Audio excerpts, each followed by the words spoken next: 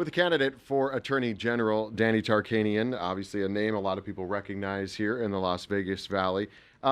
Talk to me about why you wanted to get in this race. What are the issues that are at the top of mind for you that you want to tackle day one? So the last 6 years, I've been on the Douglas County Commission, and I've had hundreds of people thank me for standing up and fighting on their behalf against people that have ran the county, the power brokers, the special interest groups. And I figured out, I got this from my mother and father. I like to fight people and causes that I really believe in. And the Attorney General's office is the office that is perfect for that type of mentality. It oversees a number of things. For example, I'll tell you, you cannot have a constitutional democracy if half the country believes elections are stolen. Now, I'm not going to say, oh, yes, the election was stolen without having some proof that it was, but why not look into the elections, monitor them, investigate them, and then if you find something, you prosecute them. Aaron Ford hasn't done any of that. This is Attorney General's office.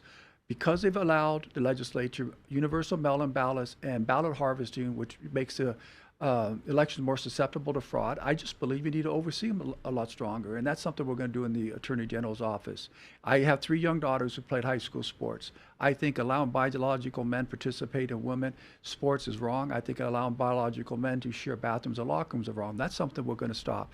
Now, this hasn't happened in Nevada, but it's been a national issue, and that's the ICE coming in and trying to enforce their nation's immigration laws, and they've ran into states that have been trying to stop them, and they've had agitators and protesters and actually some violent protesters that have caused all kinds of problems. I believe we should work with all law enforcement agencies to protect our citizens and enforce our laws. So I'll work with ICE. The DEI programs, which, for instance, my opponent was a keynote speaker at up in Reno, I don't believe that's fair, and I don't believe that's constitutional. It's a discriminatory against people that aren't in those classifications, and I would be against that. One of the other issues that's very important to me is insurance companies refusing to pay claims that are valid or postpone the claims that are valid so they can get a higher bottom line. This happened to my wife. I was fortunate enough, or she was, where I could pay the cost and get her treatment while we fight this. But what about the poor people who can't pay it out of cost and then they don't get the treatment? I mean, I think that should be criminal if you're going to do that and somebody gets hurt and doesn't recover from it. So I think insurance companies should be held accountable. The fentanyl problems here in the state are off the charts. We need to focus on that. And one of the most important issues to my wife and I is human trafficking, which Clark County is one of the worst in the country. We should be spending our resources on those type of things instead of trying to sue the President of the United States 40 times. I'll get a little deeper into some of those. Let's go back to the election integrity. On your website, you talk about protecting election integrity and voter fraud. Now, I know there's not a large, evidence of voter fraud. We don't know really that, anywhere, though. but maybe we don't know that. So what do you see the Attorney General's office doing when it comes to the election? Well, first, the 2 things that they passed that allows for voter fraud to occur, if it is, first of all, who's naive enough not to think that someone is not going to try to influence the elections that elect the most powerful people in our country? So when you have universal mail-in ballots, you have thousands of ballots that are going to people that either don't live in the same address or moved or may even have died. And you don't have access to control those the way it is now. I just believe that we should have a stronger verification process of their signatures and making sure that they match up to the signatures that are on record. I know, and I don't. It takes too long to go through what's been happening here in Clark County, but they don't do that.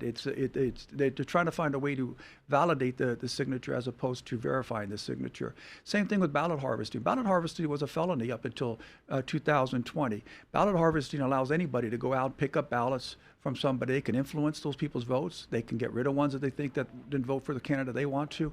And we need to go out and do the best we can to make sure those things aren't happening. When I get into office, we're going to put together a program to do the best we can there. Would you support voter ID if that ever came up? I already vote. I ran for Secretary of State in 2006, and that was an issue that I wanted to see passed.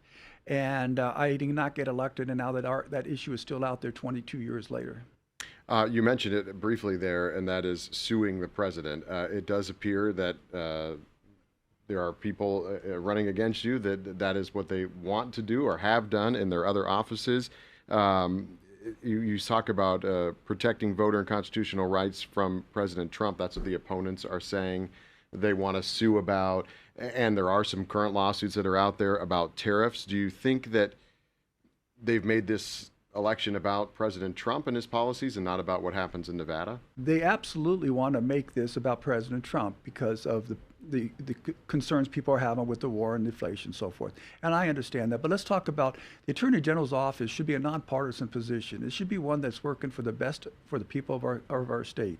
Is it really worth the best interest for the people of our state to spend hundreds of millions of dollars or tens of millions of dollars and thousands of hours of attorney time joining 23 other states to sue President Trump on 40 different occasions? Look, there may be things that are legitimate that these other states needed additional help in, that Nevada's bringing something to the table that's absolutely legitimate, and the Attorney General believes it's legitimate, and he's not just doing it to get headlines so he can run for governor. If that's the case, then do it. But 40 times, really? We don't have the resources now to combat human trafficking. We're allowing that to continue along with the fentanyl problem. Why aren't we spending more money and more time trying to take care of the serious problems here in the state of Nevada than trying to make headlines nationally? And I noticed that this race is one of those races, it's actually the only one I've seen so far with television commercials from a lot of the candidates running for it. Why do you think this race is getting so much more attention this year than it maybe normally does? Well, it's an open seat, and Harry Reid's not there to make sure there's only one Democrat that runs. So the two Democrats have a lot of money, and they're spending a lot of money. My opponent's not running ads. She has a third-party group out of Washington, D.C. that's running ads.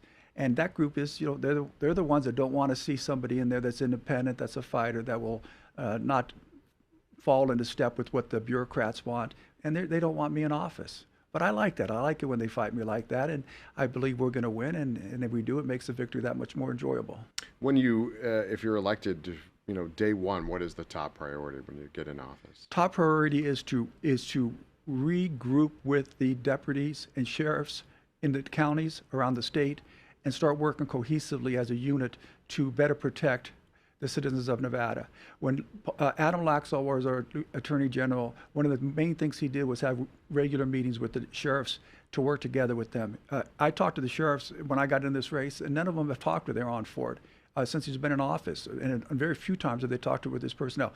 Look, I come from a sports family. I understand that you're much stronger collectively working together as a unit than you are independently. And I want to work very strongly to make this the safest and most and the best justice of any state in the country. You talk about working with law enforcement, and let's dig a little deeper into working with ICE. Now, here in Clark County, I've talked with the Sheriff of Mayhill. They pretty much cooperate in the jail system. They're not out on the streets. Do you want to see more in cooperation with ICE, or are you okay with it just being in the jail system? I think what you're trying to ask is I want ICE to do more here, and that's not my decision. ICE is making their decisions of what they need to be done. If they feel that that there's a problem here in Nevada and in the jail system, and they're working with the sheriff here with the jail system, and it's working great, wonderful. If they think that they need to expand it more, and that there's some of these violent gangs that are out there that need to be reined in and deported, then yes, I think we need to work with them. And I don't think our state is a state that is going to rise up and attack good people that are serving our country because of some type of a political correctness. We're more independent. I think we understand that safety is the most important issue for our people. You talked about it a little bit about sort of the weaponization of the Attorney General's office. Does that stop at the lawsuits, or it goes beyond that? And maybe how they operate on it. I think when you look at the failure of the current Attorney General's office to tackle important issues, that goes past the lawsuits with Trump. When you have an Attorney General candidate like Nicole Cannizzaro, who has increased, when she was a legislator, she got the felony amount increased from $500 to $1,200 before it be considered a felony. I think that goes beyond partisanship to ideology that the vast majority of Americans and Nevadans don't agree with. The vast majority of Nevadans don't want to see somebody walking into a store and stealing $700 and then you slap on the wrist and let them go back out and walk on the streets. We saw how that worked in California. And that's Nicole Cannizzaro for you.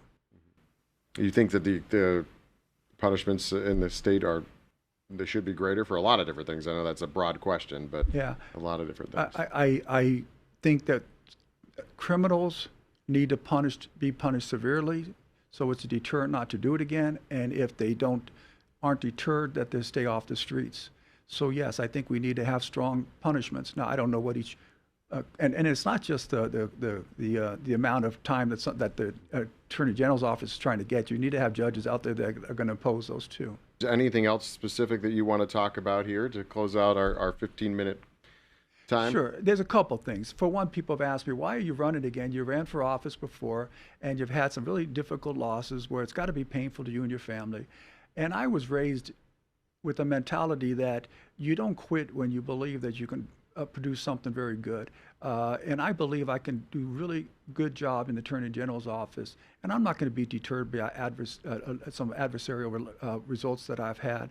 And I believe the Attorney General's office, you want somebody in there that doesn't back down, doesn't quit, and continues to fight through adversity. And I think that's why I'll be a great Attorney General.